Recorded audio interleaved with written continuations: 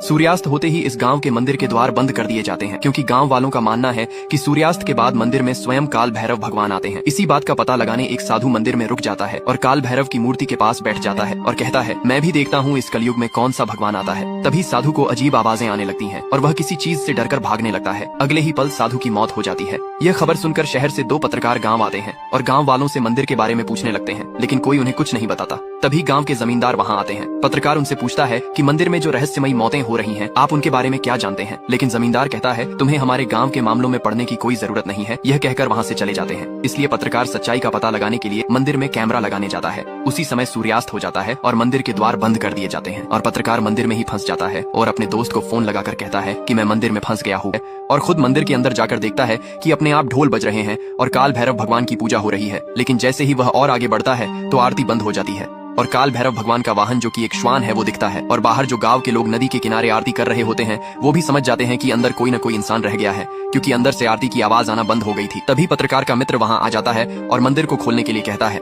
लेकिन गांव का जमींदार कहता है कि कुछ भी हो जाए, अब मंदिर के दरवाजे सुबह ही खुलेंगे। फिर जैसे ही सुबह होती है तो पुजारी जी मंदिर खोलते हैं और क्या देखने को मिलता है कि पत्रकार की मौत हो चुकी है। और तभी वहां पर एक पत्र उड़कर आता है जो कि काल भैरव भगवान की ओर से भेजा जाता, जिसपे लिखा होता है कि एक दिन मंदिर बंद रहेगा। और फिर गांव के लोग मंदिर बंद करके वहां से चले जाते हैं और वही गांव में कुछ लोग भेड़िए को पकड़ने के लिए जाल बिछाते हैं, लेकिन उसमें कोई अजनबी आके फंस जाता है, जिसके कारण उसके पैर पर चोट लग जाती है। और फिर पुजारी जी की बेटी उसे एक बाबा के पास लेकर जाती है जो उस अजनबी की चोट का इलाज करते हैं। और फिर पुजारी जी की बेटी उस अजनबी से उसका नाम और वह उनके गांव में क्या करने आया है पूछती है। फिर अजनबी जो अपना नाम रामू बताता है और बोलता है कि उसे पता चला है कि उनके गांव के मंदिर में एक सहायक की जरूरत है, तो वह मंदिर में सहायक बनने के लिए उनके गांव में आया है। इतना बताकर रामू काल भैरव मंदिर चला जाता है, जहां हमें पता चलता है रामू कोई और नहीं पत्रकार का भाई है और उस गांव में इसलिए आया है ताकि जान पाए उसके भाई के मौत के पीछे का राज क्या है। और वही दूसरी ओर जमींदार के घर पुलिस आ जाती है ताकि मंदिर की छानबीन के दौरान जमींदार किसी भी तरह की रुकावट न पैदा कर सके। लेकिन जमींदार उस ऑर्डर को पुलिस वाले के सामने ही फाड़ देता है और गांव वालों को इकट्ठा कर लेता है और पुलिस को रोकने के लिए मंदिर के आगे आ जाता है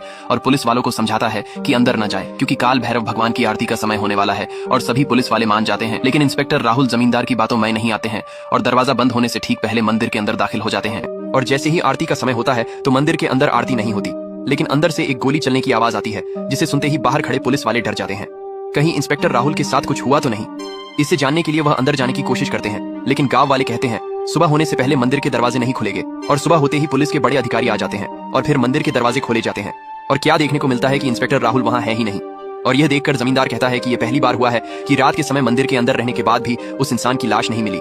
और तभी एक पुलिस वाला देखता है कि इंस्पेक्टर राहुल की कैप काल भैरव भगवान की मूर्ति के चरणों में पड़ी है। और तभी वहां काल भैरव भगवान की तरफ से एक पत्र आता है कि मंदिर 7 दिन के लिए बंद रहेगा और सिर्फ हवन के लिए खुला करेगा। और हवन के दौरान पुजारी जी रामू